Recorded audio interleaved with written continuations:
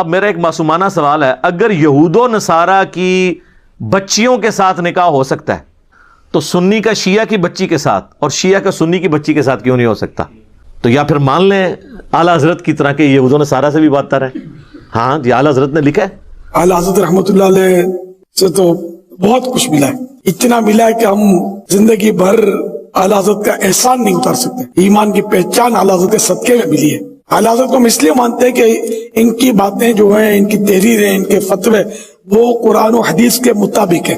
اعلیٰ حضرت نبی نہیں ہے، ہم غوث پاک کو مانتے ہیں، غوث پاک نبی نہیں ہے، اللہ کے نیک بندے ولی اللہ۔ یہ اعلیٰ حضرت اللہ کے نیک بندے ولی اللہ، عالم دین، بہت بڑے مفتی اسلام ہیں، ہم اس لیے مانتے ہیں ان کی باتیں قرآن و حدیث کے مطابق ہے۔ فتنے کا دور ہے، قرآن و حدیث کا نام تو اور بھی بہت سارے لوگ لے رہے ہوتے ہیں جو قرآن و حدیث کی غلط مطلب تفسیریں اور شروعات بیان کر کے آدمیوں کو گمراہ کرتے ہیں، خود بھی گمراہ ہوئے ہوتے ہیں، دوسروں کو گمراہ کر رہے ہوتے ہیں۔ یہ اعلیٰ حضرت ہمارا معیار ہے، کسوٹی ہے ہماری، جو اعلیٰ حضرت کی کسوٹی پر پورا اترے بس ہم نے اسی کا دامن پکڑنا۔ احکام شریعت ان کی اپنی کتاب ہے، اس میں انہوں نے لکھا ہے کہ وہابیہ، اور پھر لکھا وہابیہ دیوبندیہ، وہابیہ غیر مقلد، یعنی اہل حدیث اور دیوبند، اور پھر ساتھ لکھا قادیانی کافروں کو بھی بیچ میں شامل کیا، اور لکھا روافظ، ان سب کا نام لکھ کے انہوں نے کہا یہ سب کے سب جو لوگ ہیں یہ مرتد ہیں۔ مرتد کا مطلب ہے اسلام چھوڑ گئے اور واجب القتل، اور یہ 1,00,000 دفعہ بھی اللہ کا نام لیں تو ذبیحہ مردار ہی رہے گا۔ البتہ یہود و نصارہ اگر اللہ کا نام لے کر کریں تو وہ حلال ہوگا، یہ حرام رہے گا۔ 1,00,000 دفعہ بھی نام لیں تو کس کس کا؟ دیوبندی، اہل حدیث، شیعہ، ان سب کا، اور قادیانی کافروں کو بھی بیچ میں ڈال دیا۔ انہوں نے قادیانیوں کے کھاتے میں ڈالا ہے ان کو، کہا کہ یہ 1,00,000 دفعہ بھی نام لیں تو ذبیحہ حرام رہے گا، البتہ یہود و نصارہ اگر کریں تو حلال ہوگا۔ تو پھر اب باقی پیسے تو چھوڑ دیں، آپس میں آپ دیکھ لیں کہ ان لوگوں نے کس طریقے سے دراڑے ہیں۔ پھر ہمیں لوگ کہتے ہیں جی بزرگوں کے بارے میں بات کرتے ہیں، بزرگوں نے خدمت ہی اتنے بڑے لیول پہ کی ہے کہ وہ بزرگ خود بخود پھر وہ اس پورے معاملے میں رگڑے میں آ جاتے ہیں۔ ہماری نیت تو نہیں ہوتی لیکن خود بخود آ جاتے ہیں۔ اور پھر ملفوظات اعلیٰ حضرت میں کہتے ہیں جی ان کے بیٹے نے جمع کیے ہیں۔ سر ان کے بیٹے نے جمع کیے ہیں جو مفتی اعظم ہند ہیں، مصطفیٰ رضا خان نوری، جن کی نعت ہے تو شمع رسالت ہے عالم تیرا پروانہ، وہ بیٹا ہے ان کا جس نے ان کے ملفوظات جمع کیے ہیں۔ اور اس سے بڑی بات، ملفوظات کی جو پہلی جلد ہے نا، پہلا حصہ، وہ اعلیٰ حضرت نے خود پڑھا ہوا ہے اور اس پہ مور لگائی ہے کہ میں نے اسے لفظ بلفظ پڑھا ہے، تو پھر اعلیٰ حضرت کی اپنی ہوگی نا۔ اور پہلی جلد کے اندر ہی پہلا حصہ جو اعلیٰ حضرت نے خود پڑھا ہے، اس میں ان سے سوال ہوا ہے کہ اگر وہابی جماعت کروا رہے ہوں تو نماز ان کے پیچھے پڑھیں یا الگ؟ تو انہوں نے جواب دیا ان کی نماز نہ نماز ہے نہ جماعت ہے، سیدھا سیدھا کھری گل جڑی ہے انہوں نے کر دی تھی۔ اور وہابی اعلیٰ حضرت دیوبند اور اہل حدیث دونوں کو کہتے ہیں، وہ میں آپ کو پہلے بتا چکا ہوں احکام شریعت میں سے۔ پھر وہ کہتے ہیں کہ وہابیہ کی مسجد میں نماز پڑھ سکتے ہیں دیوبند اور اہل حدیث کے؟ تو انہوں نے کہا، جواب دیا کفار کی مساجد مثل گھر کے ہیں۔ کفار ڈائریکٹ لفظ لکھا، یعنی جس طرح کافر کی مسجد ہے نا تو گھر کے مثل ہے، یعنی وہ جو بخاری مسلم میں حدیث ہے کہ میرے لیے پوری کی پوری زمین پاک کر دی گئی ہے، میرا امتی جہاں چاہے نماز پڑھ سکتا ہے۔ تو یہ حدیث انہوں نے کوٹ نہیں کی، اشارتاً بات کر دی کہ جس طرح گھر میں بھی نماز ہو جاتی ہے اس طرح کفار کی مسجدوں میں بھی نماز ہو جائے گی۔ اور کفار انہوں نے یہود و نصارہ کو نہیں کہا، دیوبند اور اہل حدیث کو کہا۔ ابھی بات ختم نہیں ہوئی، پھر تیسرا سوال ان سے ہوا کہ یہ وہابی دیوبند اور اہل حدیث جب اذان دے رہے ہوں تو ان کی اذان کا جواب دینا چاہیے؟ تو انہوں نے کہا کہ ان کی نہ اذان ہے نہ نماز ہے، اور پھر کہا ان کی اذان بھی ان کی نماز اور جماعت کی طرح باطل ہے۔ بڑے وہ صحیح بات ہی انہوں نے کی، جب میں ان کی نماز ہی کہہ رہا ہوں نہیں ہوتی ہے تو اذان کی تو باطل ہے۔ البتہ جب اذان میں اللہ اور اس کے محبوب صلی اللہ علیہ وآلہ وسلم کے مبارک نام آئے تو آپ عز و جل یا جل جلالہ یا صلی اللہ علیہ وآلہ وسلم کہہ سکتے ہیں، باقی نہ ان کی اذان ہے نہ نماز ہے نہ جماعت ہے۔ بات ہی ختم کر دی۔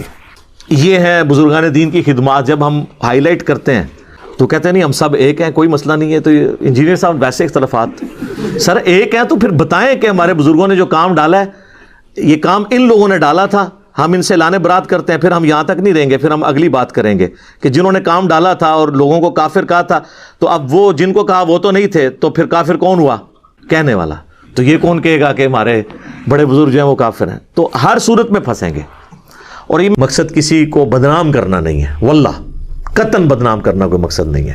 اگر بدنام کرنا مقصد ہوتا تو میں تو سیدھا فتوے سے سٹارٹ کر کے تو جس طرح آپ کے علماء کی آپس میں لینگویج ہے، جس طرح کی لینگویج اعلیٰ حضرت نے حسام الحرمین میں دیوبندیوں کے بارے میں استعمال کی ہے، اور جس طرح کی جواباً المحند علی المفند کے اندر دیوبندیوں نے، خلیل احمد سہارنپوری نے اعلیٰ حضرت اور ان کے فالورز کے لیے استعمال کیا، میں نے تو اس طرح کی کوئی زبان استعمال بھی نہیں کی جو آپ کے بزرگوں کی زبان ہے۔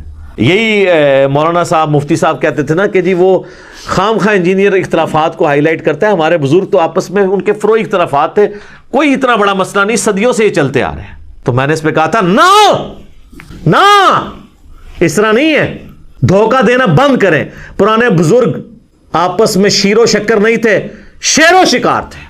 اور عرض کیا ہے پھر سے، اب لوگوں کو تو سن بھی یاد ہو گئے، 1905 میں اعلیٰ حضرت امام رضا بریلوی صاحب نے ایک کتاب لکھی حسام الحرمین، حرمین کی تلوار، اور انہوں نے کسی غیر مسلم پہ نہیں چلائی ہے، دیوبندیوں کے اوپر۔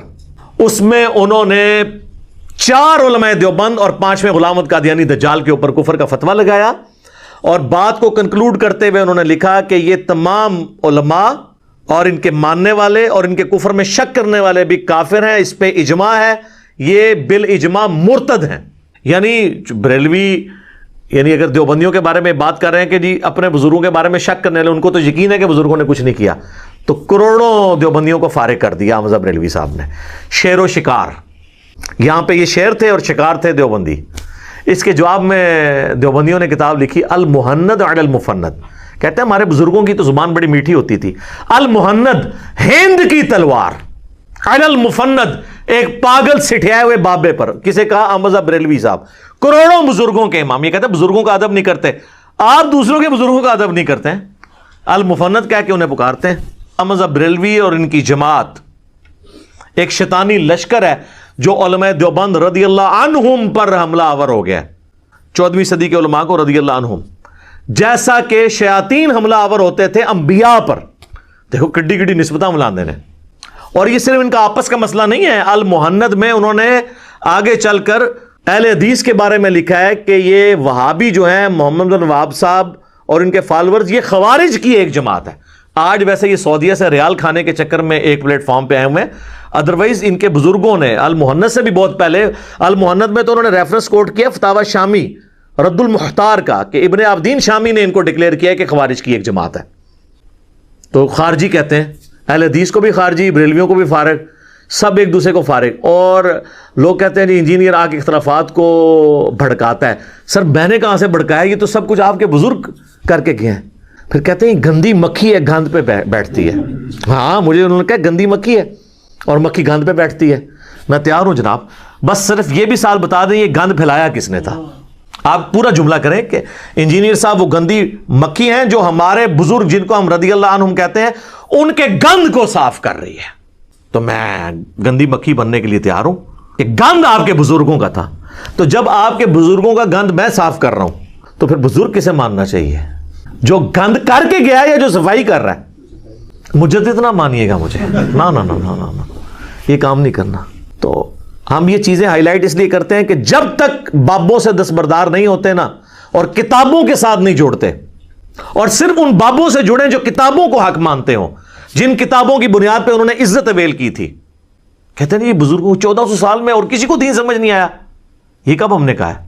ہم نے کہا 1400 سال سے جو دین آپ بتا رہے تھے نا کتابوں میں، وہ جو آپ کو کتابیں دیتے رہے نا، وہ خود بھی اس پہ عمل نہیں کرتے تھے۔ کہتے ہیں بزرگوں کی نسبت سے کتابیں آپ تک پہنچی ہیں، تو ان کے بزرگوں نے چٹیے تو سب تو پہلے تو میں پرنٹنگ پریس والوں کو چاٹوں گا نا، جن کی پرنٹنگ پریس پہ یہ قرآن اور بخاری مسلم چھپے ہوئے، وہ تو ہیں غیر مسلم گورے۔ کہیں گے نہیں وہ ٹرانسفر کیا ہے انہوں نے، آپ نے دیکھنا کتاب کے اندر کیا لکھا ہوا ہے۔ تو سر آپ کے بابوں نے بھی ٹرانسفر کیا ہے، اگر وہ خود اس پہ عمل نہیں کرتے رہے، اور خود ہم یہ مانتے ہیں کہ بریلویوں کے بزرگ جو ہیں وہ قرآن و سنت پہ نہیں چلتے رہے، اور بریلوی آپ کے بزرگوں کے بارے میں مانتے ہیں کہ وہ قرآن و سنت پہ نہیں چلتے رہے، اسی طرح ہے نا۔ تو جب اسی بات کو میں کمبائنڈ فارم میں کر دیتا ہوں تو مجھے کس چیز کی گالیاں؟ 99 قتل تو تسی بھی کیتے رہے، 99 قتل تو آپ نے بھی کیا نا، اپنے سوا ہر ایک کو کہا نا گمراہ۔ میں نے کہہ دیا آپ کے بزرگوں نے بھی یہ گمراہیاں پھیلائی ہیں، تو میں نے ایک ہی کر کے سینچری پوری کی ہے، تو میں مجرم ہو گیا ہوں۔